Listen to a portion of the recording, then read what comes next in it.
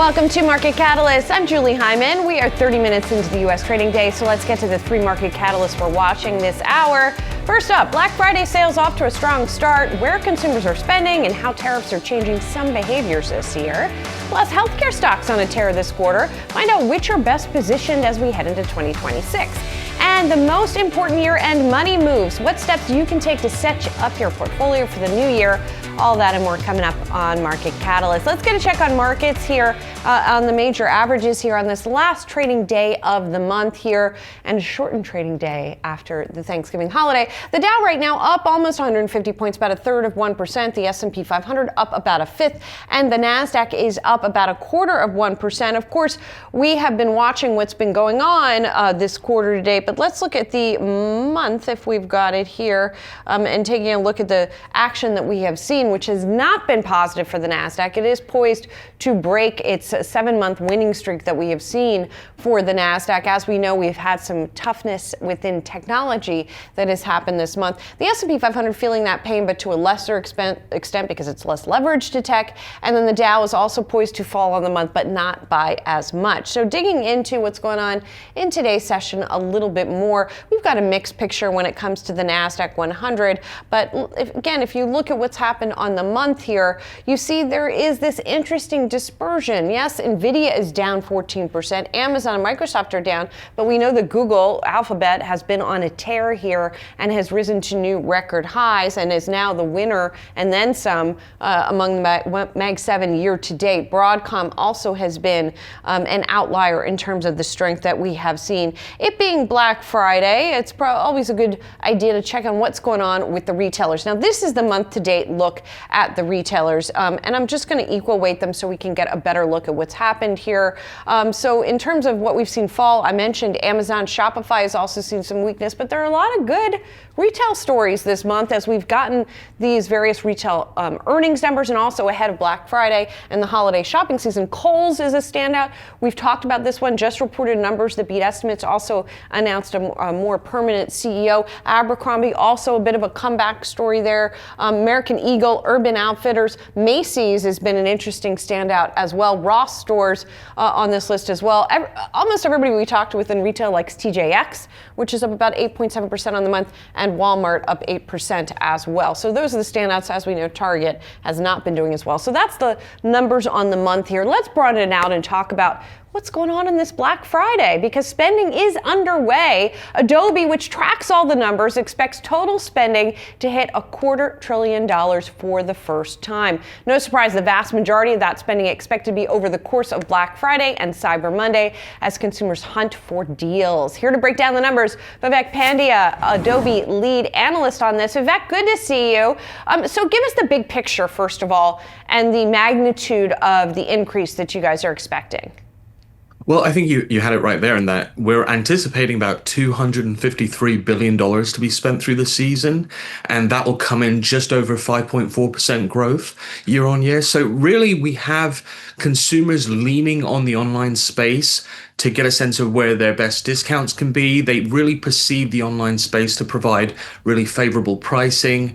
And given the consumer and how they've been managing and spending across events, we really anticipate a lot of momentum for Black Friday today. Yesterday on Thanksgiving, we saw a really strong spend at just over $6 billion. So there's some good momentum happening here in Thanksgiving week. Yeah, that's been a really interesting change over the past several years that you mentioned, and we're showing that cadence right there, that Thanksgiving spend is actually more than we see on either Saturday or Sunday. And, you know, even though a lot of stores are not open anymore on Thanksgiving, it's all online. What has sort of driven that change over the past several years? Well, it's a great call out in that when we had COVID, that really closed a lot of stores on Thanksgiving, and many of them stayed that way. But the prior to COVID, there were impulses on the part of the consumer to, after a Thanksgiving meal to like go out to the shops. Now they're pulling out their phones, and really we're seeing the share of mobile spending really surge on days like Thanksgiving, where it's over 60%. So you have a consumer who's doing a lot of impulse buying and doing that one touch, sort of Apple Touch purchasing. And when they're doing that on days like Thanksgiving, that can drive a lot of spend velocity for especially retailers that are optimized well for that type of moment. Yeah, definitely. That number stuck out to me from your findings, that 61.6% of online sales on Thanksgiving were on people's phones, which is kind of amazing here. I really hope those phones were not at the Thanksgiving dinner table. That's just me. But I hope they kept it for after or before. I'm a traditionalist. What can I say? Buy now, pay later, which we know has been such a powerful wave of shopping over the past couple of years. How is that playing out when it comes to shopping?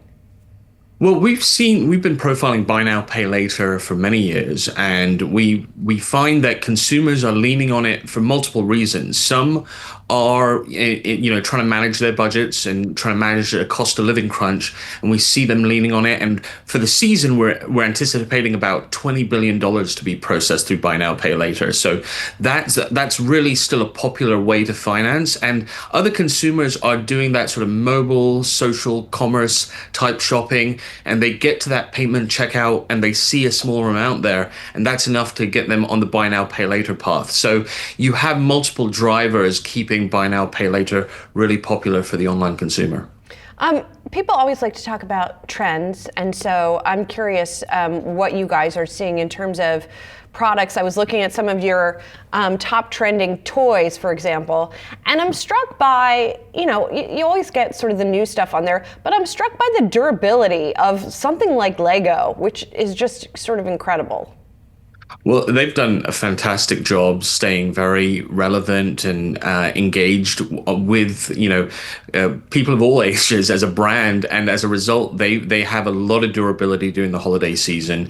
You obviously have the hot trend products, toys like the Labubu, and the newer sort of brand IP toys like Bluey toys. So essentially, that is really driving up momentum, and consumers will have to weigh trying to nab some of these products a bit earlier than wait until last minute, because while they might be looking for better deals, there's still pretty hot demand for some of these items. That is a good call out. I mean, is that true of some of the electronics you guys are tracking as well? I mean, the iPhone 17 top product, I guess maybe not a surprise there, but do you expect any sort of supply issues on the electronics front too?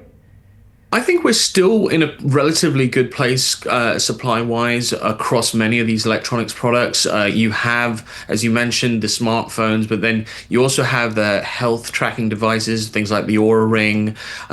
They're holding popularity. We also find some of these sort of skincare devices that you're seeing some of these products kind of merge in terms of personal care products and electronics, and they really kind of catch fire. And while we're seeing supply, hold steady, we do expect to see heightened demand, especially as we get on the direction of Black Friday into Cyber Monday, where they're even put on a bit of promotion. And Vivek, just to kind of zoom way out for a minute, we have been talking a lot about the K-shaped economy. We've been talking a lot about consumer confidence that has not been great. So as you sort of sift through all these numbers that you guys are getting, amidst that backdrop, what is the sort of message that these numbers are sending about how consumers are feeling? Well, I do think when we look at the data, we have consumers. Some of them are, historically the online consumer has been a bit affluent, but over time, and especially coming out of the COVID period, we saw a lot of consumers across the income spectrum take advantage of the online space and the choice it offers. And because it's offering a lot of choice and selection, you get more competitive pricing, which is good for the consumer. And we find that consumers are really perceiving some of these major days like Black Friday, Thanksgiving, Cyber Monday as the days they'll get the best absolute pricing, which is why even though we've seen spending happen as early as October, we're finding that consumers are really returning to these major marquee days and helping drive up growth there. It's all about the deals, or at least a lot about the deals. Vivek, thank you so much for your perspective. Appreciate it. Thank you so much. Much more markets action coming up. Stay tuned. You're watching Market Catalyst.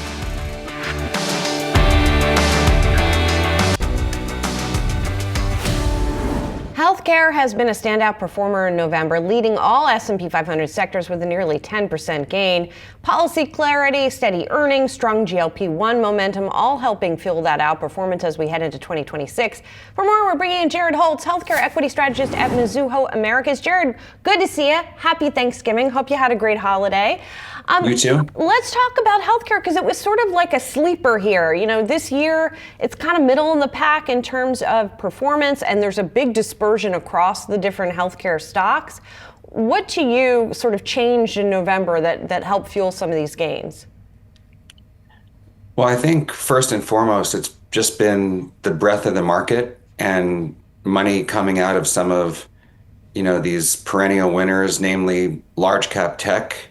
I think when, I speak to healthcare investors, one of the biggest things that we kind of discuss in so many different forums is just the momentum of tech and the underperformance of healthcare that's been so consistent. So for the first time all year, you finally saw some of that dispersion happen, or some reversion rather into healthcare. I'm not really sure that anything has changed significantly, but I think enough people are talking about the fact that the companies seem more comfortable with the regulatory environment more broadly.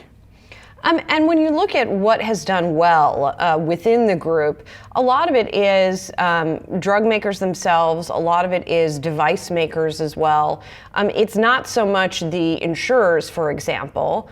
And do you think, is that fair to say? And what are the dynamics that have driven kind of the subsectors within healthcare?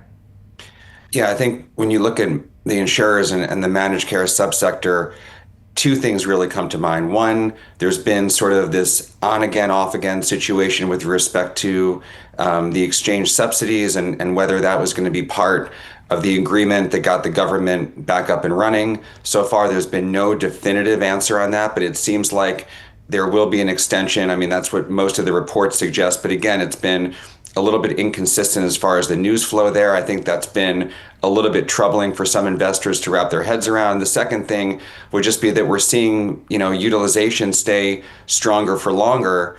That goes back to your comments around the medical device stocks. They've been fairly strong. And if they're strong, you shouldn't really see managed care play to the same tune, meaning if one group is strong there, the other should not be as strong, as these are the companies that kind of pay for those procedures. So we've seen a lot of strength in pharma and medical devices because of the utilization situation. And then managed care has kind of lingered. The stocks have not been bad necessarily, but they have not really caught this momentum trade. Do you think that will change for managed care? I don't really see anything changing dramatically with managed care into next year. I still think utilization is going to be pretty solid next year. I mean, the economic data has been fairly strong. There's been a lot of new products that have been launching across different categories within devices. Obviously, the GLP-1s, if they continue to exceed expectations, and now you've got the orals coming to market, some of the pricing dynamics, I think, help managed care. But on the flip side, if volumes continue to expand like a lot of people around the street expect them to, I'm just not sure this group catches a major bid, but they're very cheap at the same time. So you have this dichotomy between whether the group is kind of sound fundamentally and whether they're cheap enough. And do you think that, what do you think the prospects are for an extension of the ACA subsidies, either by the end of the year or at all? It seems like it's sort of self-fulfilling. I just can't see politicians wiping out the subsidies with the midterms coming up and how important it is to so much of the electorate. I mean, when we talk about this group, a lot of it is always hinged on what is the senior population going to do. In this case, they're younger patients, stripping away insurance and having them go get it on their own. At this point, with a bigger out-of-pocket component seems unlikely. I know that the administration has talked about maybe curtailing the subsidies and instead, giving some of the population, some sort of payment in the form of a check or otherwise that basically bridges the gap between what they would have gotten and the subsidies going away. But I think too many politicians have their careers on the line. I would doubt that the subsidies get derailed completely. So I think we're looking at least a year, maybe two of an extension. And Jared, I couldn't have a conversation with you about how healthcare has been performing without talking about Eli Lilly, right? I mean, you mentioned the GLP-1s and what's going on there, but Eli Lilly becoming that trillion-dollar company in this space because of the strength of that. Anything going to slow Lilly's momentum, or do you think it keeps going from here? Well, I think the momentum has obviously been incredibly notable over the past couple of weeks, heading to $1 trillion. I'm not really sure. I think a lot of it is priced in over the near term. But the thing that could really start to get the stock moving again is if their oral obesity launch, which is going to take place within the next couple of months, exceeds expectations. I think we're all kind of in agreement now that this is more of a consumer market, not necessarily a therapeutic market with the way in which patients are taking these drugs. I would think that the orals do very, very well out of the gate. It's going to expand access. Obviously, there's a big patient population that was probably waiting for a pill, so they didn't have to do the weekly injectable. So I think near term, it's okay. I would still stay the course here, but I'm just a little bit concerned that the market cap explosion and just where it is relative to the rest of the group is a little bit misplaced when you look at how this stock has done versus others. I think it's twice as big now as the second largest company in healthcare, which is really astounding. Do you think it's going to see meaningful competition in that oral market? Well, Novo is going to be a big player. I think there's a little bit of sensitivity around how great Lilly will be and the non-competitive nature of Novo. I'm not sure that's going to be the case. I think Novo will be competitive. I'm not sure they're going to get 50% of the market, but they could easily get a third to 40%, which is where the injectables have been tracking. But other than that, I don't really see any competitor coming in over the near term that's going to make a lot of noise. Obviously, you've got a lot of other large cap pharma companies playing here with products in development, as well as biotech with Structure and Viking and a few others. But over the near term, I see this as a two-player market. Jared, great to see you. Thank you so much. Thanks, Julie. Appreciate it. Coming up, we'll take a look at some of today's trending tickers. Stay tuned. You're watching Market Catalysts.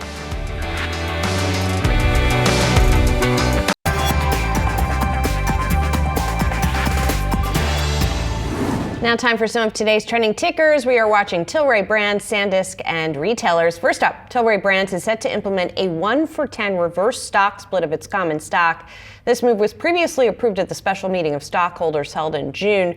The reverse stock split is expected to be effective at 4:01 p.m. Eastern on December 1st. Shares of the company will begin trading on a split-adjusted basis under the symbol TLRY. That's the same symbol as now, when the market opens on December 2nd.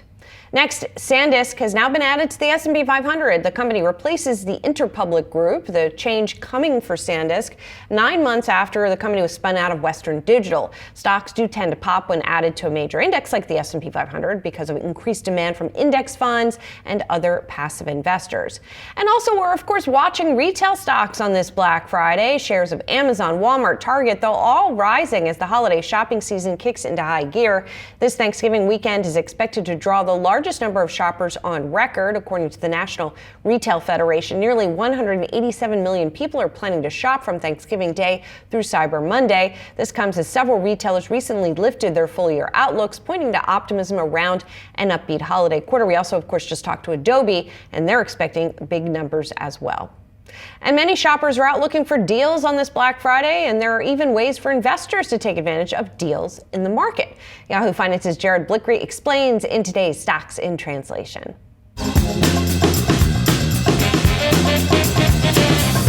It's that time of year when everybody's hunting doorbusters and bargains, but while you're fighting for half-price air fryers, there is another clearance aisle hiding in plain sight. That's going to be value stocks. And that's what we're digging into on today's Stocks in Translation. Cheap names with real earnings power, showing you how to build your own holiday stock shopping list with the Yahoo Finance data and tools. Let's start with what a value stock is. It's a stock priced low versus its earnings, its assets, or its cash flow, leaving room for upside if expectations improve. Think of it as a good jacket on the sale racket. Nothing wrong with the fabric, it's just maybe out of favor or in the wrong size pile.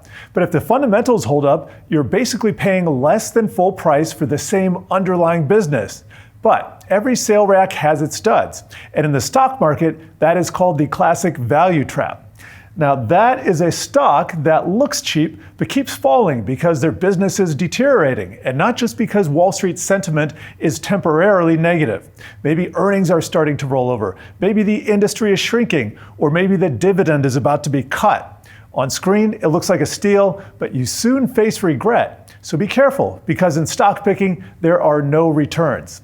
Now, let's build a shopping list using the Yahoo Finance Screener. You can find a great preset just by searching Yahoo Finance Screener and clicking on undervalued growth stocks. And here we have some of the categories here. Over 100 names are going to pop up in the results. So let's check in on the filters it's using, then we can whittle down that list. So it starts here with a trailing price to equity ratio from 0 to 20. So you're basically paying under $20 for each dollar of last year's profits. It uses the so-called PEG ratio at a setting of below 1, which means that the price is low compared with how fast earnings or profits are growing. It requires earnings per share to be at least 25% above 1 year ago, so we're not buying total laggards. And it limits the baskets to companies listed on the NYSE or the NASDAQ, just the major US exchanges. Now here's the basket that I ended up with, and we're showing year-to-date returns here on this heat map. I took out all the companies under $1 billion in market cap, and I'm looking for companies paying a nice dividend so that you get paid even if the stock price goes nowhere. You can do this by sorting or filtering for forward dividend yield.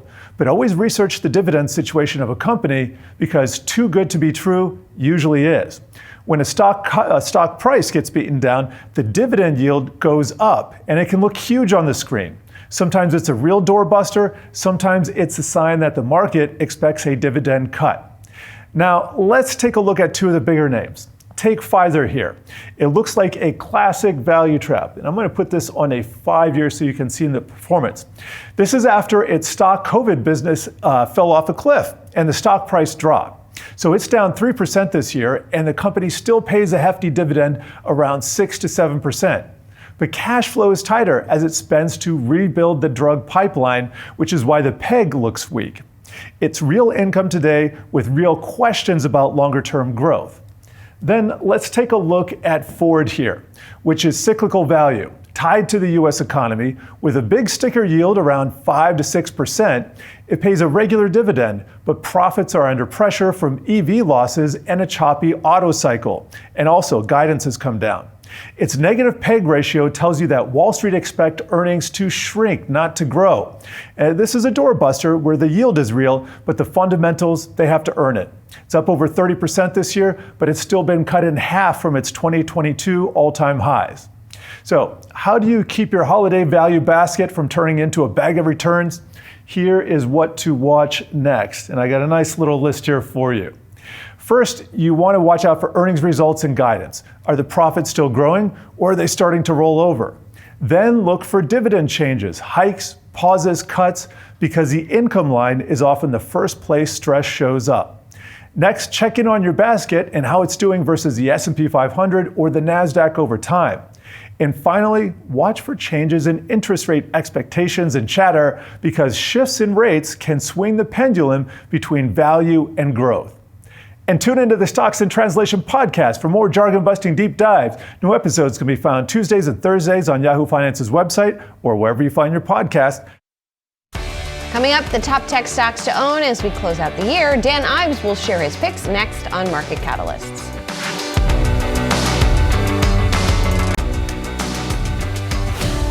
It has been a tough month for tech stocks, with Microsoft, Oracle, Nvidia, and Meta platforms seeing double-digit declines.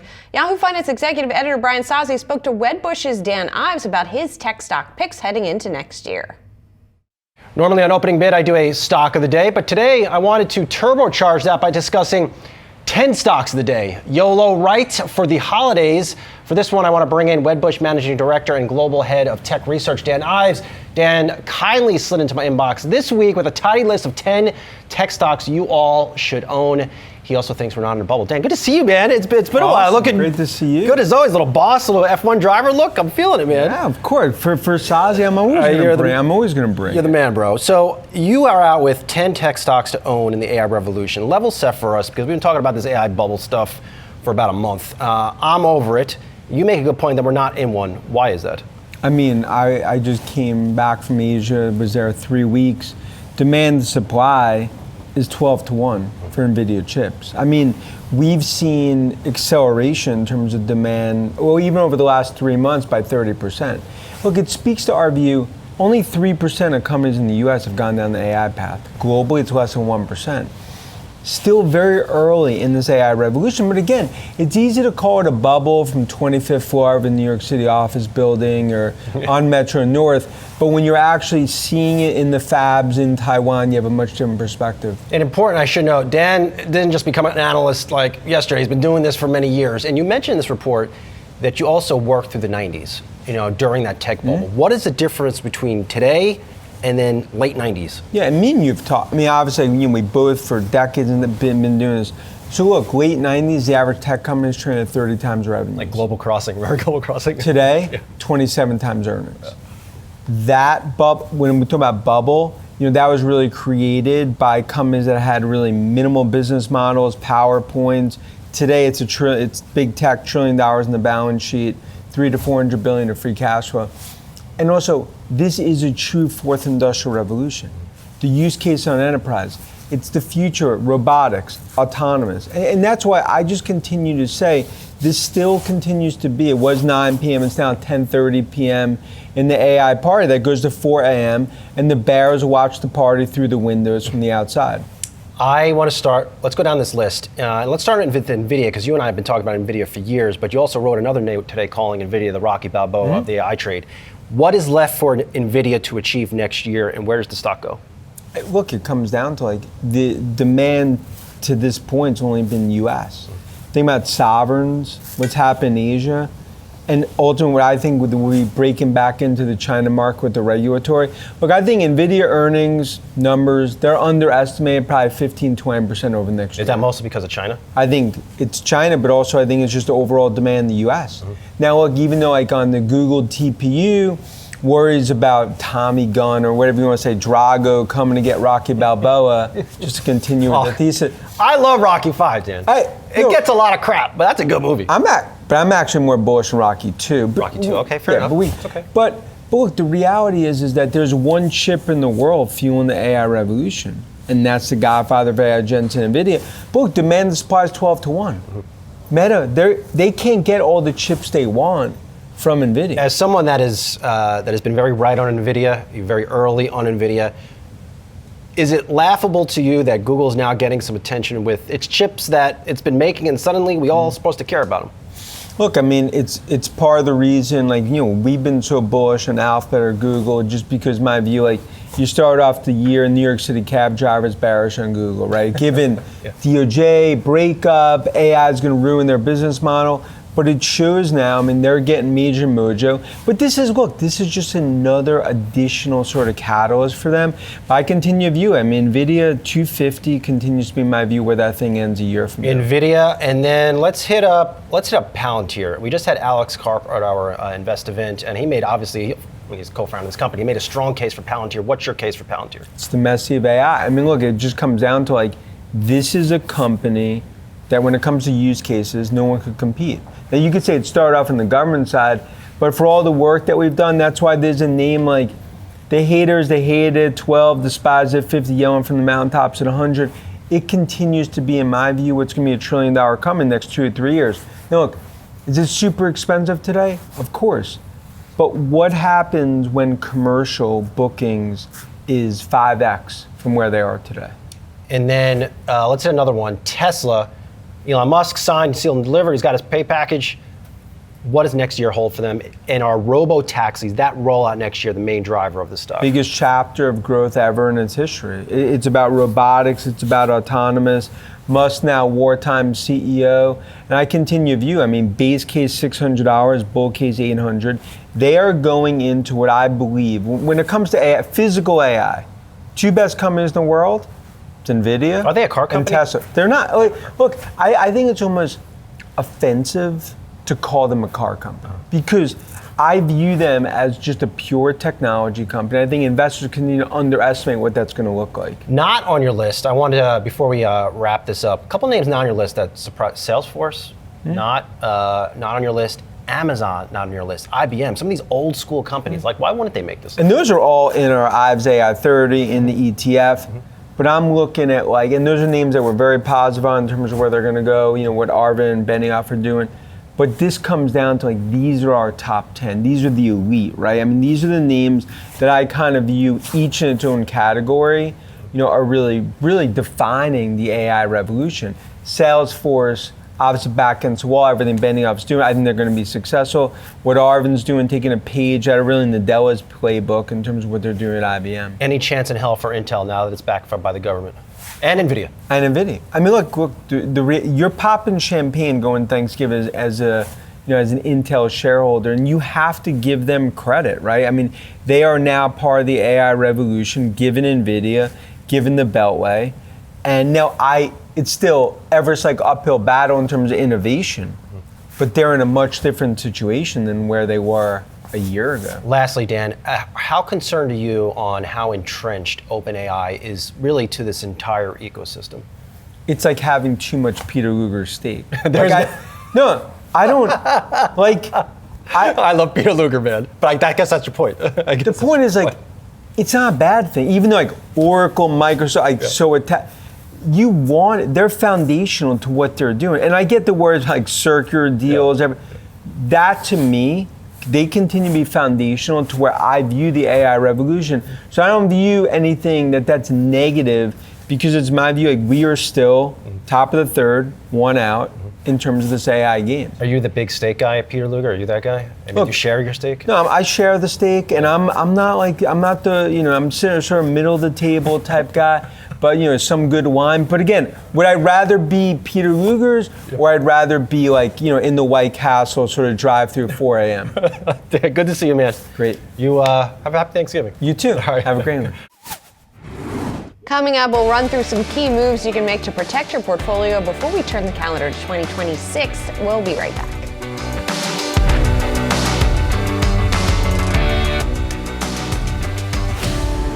Well, if the fourth quarter of 2025 is any indication, investors might want to be prepared for more market volatility and uncertainty in the new year, and making the right money moves now can add a layer of protection for your portfolio. Let's bring in Daniel Graff, Creative Planning Managing Director and Partner for this week's FA Corner, brought to you by Capital Group. Thanks so much for being here, Daniel.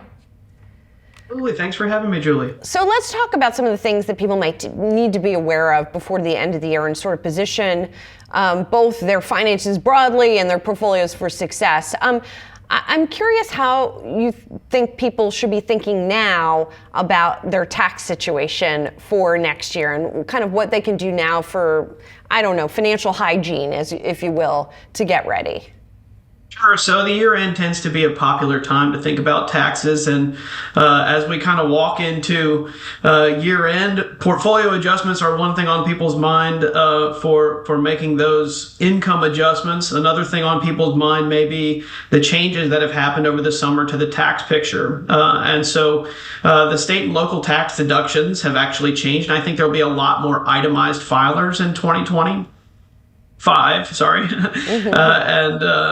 that I think is a big game changer. A lot of people may have itemized deductions that they're able to deduct this year as opposed to last year, and that wasn't the case. Maybe they were standard filers for previous years.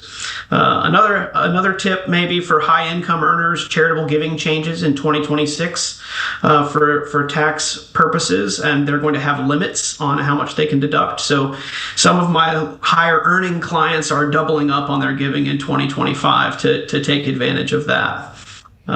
Yeah, so that makes sense from the tax perspective. Let's also talk about portfolio sort of construction, rebalancing that we talk about a lot. At this time of year in particular, when you talk about, we've been talking about a lot of strategists recently about diversification.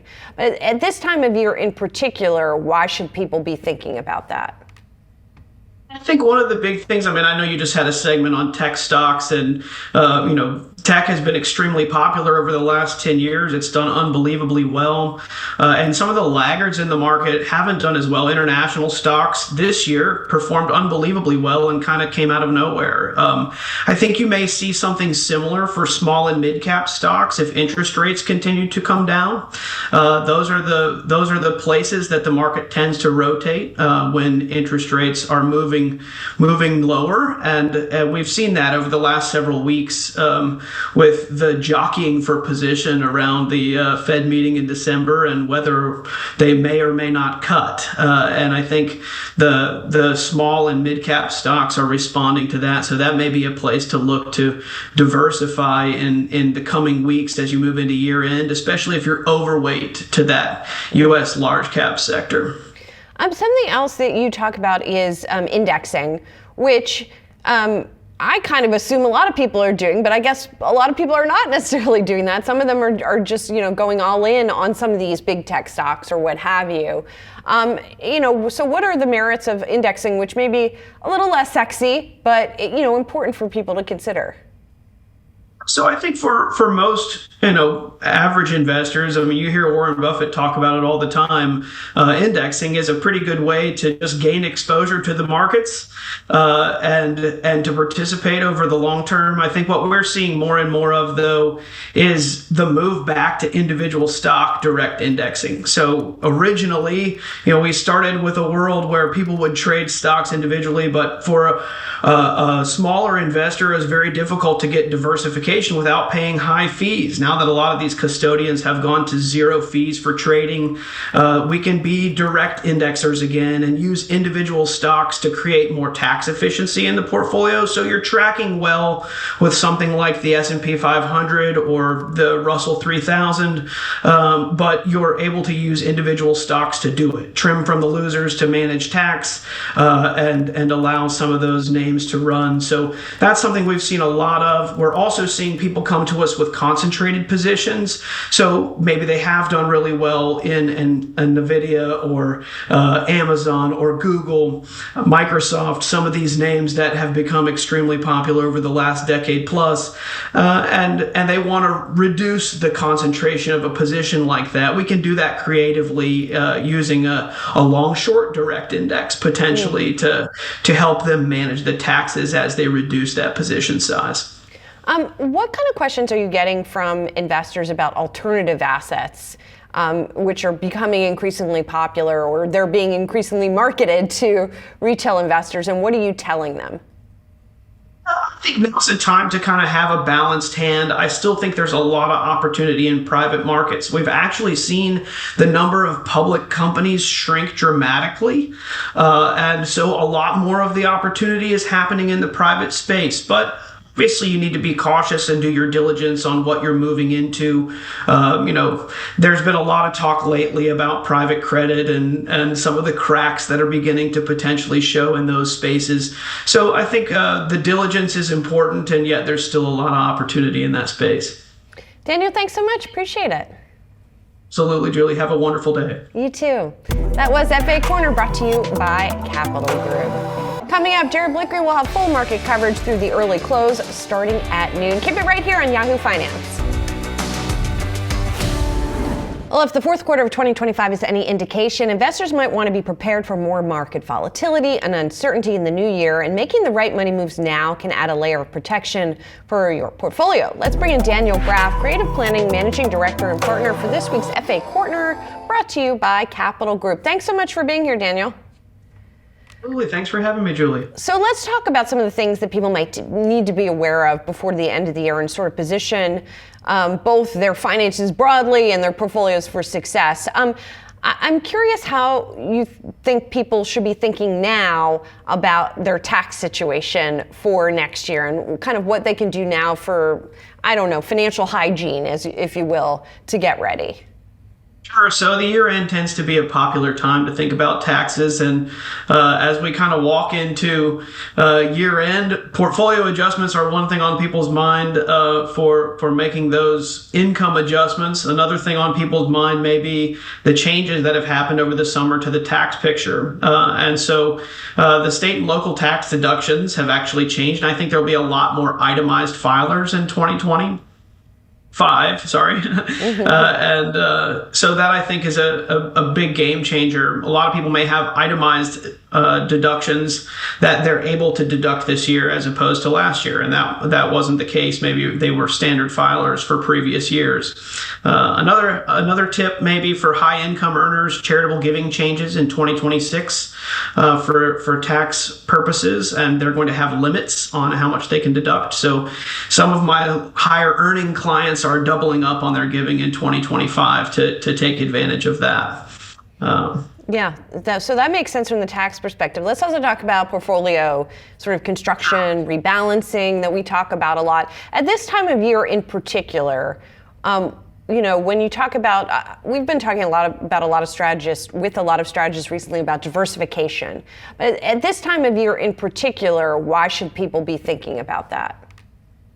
I think one of the big things, I know you just had a segment on tech stocks, and, tech has been extremely popular over the last 10 years. It's done unbelievably well. And some of the laggards in the market haven't done as well. International stocks this year performed unbelievably well and kind of came out of nowhere. I think you may see something similar for small and mid cap stocks if interest rates continue to come down. Those are the places that the market tends to rotate when interest rates are moving lower. And we've seen that over the last several weeks with the jockeying for position around the Fed meeting in December and whether they may or may not cut. And I think the small and mid cap stocks are responding to that. So that may be a place to look to diversify in the coming weeks as you move into year end, especially if you're overweight to that U.S. large cap sector. Something else that you talk about is indexing, which I kind of assume a lot of people are doing, but I guess a lot of people are not necessarily doing that. Some of them are just, going all in on some of these big tech stocks or what have you. So what are the merits of indexing, which may be a little less sexy, but, important for people to consider? So I think for most, average investors, you hear Warren Buffett talk about it all the time. Indexing is a pretty good way to just gain exposure to the markets and to participate over the long term. I think what we're seeing more and more of, though, is the move back to individual stock direct indexing. So originally, we started with a world where people would trade stocks individually, but for a smaller investor, it was very difficult to get diversification without paying high fees. Now that a lot of these custodians have gone to zero fees for trading, we can be direct indexers again and use individual stocks to create more tax efficiency in the portfolio. So you're tracking well with something like the S&P 500 or the Russell 3000, but you're able to use individual stocks to do it. Trim from the losers to manage tax and allow some of those names to run. So that's something we've seen a lot of. We're also seeing people come to us with concentrated positions. So maybe they have done really well in NVIDIA or Amazon or Google, Microsoft, some of these names that have become extremely popular over the last decade plus, and they want to reduce the concentration of a position like that. We can do that creatively using a long-short direct index potentially to help them manage the taxes as they reduce that position size. What kind of questions are you getting from investors about alternative assets, which are becoming increasingly popular, or they're being increasingly marketed to retail investors, and what are you telling them? I think now's the time to kind of have a balanced hand. I still think there's a lot of opportunity in private markets. We've actually seen the number of public companies shrink dramatically. And so a lot more of the opportunity is happening in the private space. But Obviously, you need to be cautious and do your diligence on what you're moving into. There's been a lot of talk lately about private credit and some of the cracks that are beginning to potentially show in those spaces. So I think the diligence is important, and yet there's still a lot of opportunity in that space. Daniel, thanks so much. Appreciate it. Absolutely, Julie. Have a wonderful day. You too. That was FA Corner, brought to you by Capital Group. Coming up, Jared Blickery will have full market coverage through the early close starting at noon. Keep it right here on Yahoo Finance.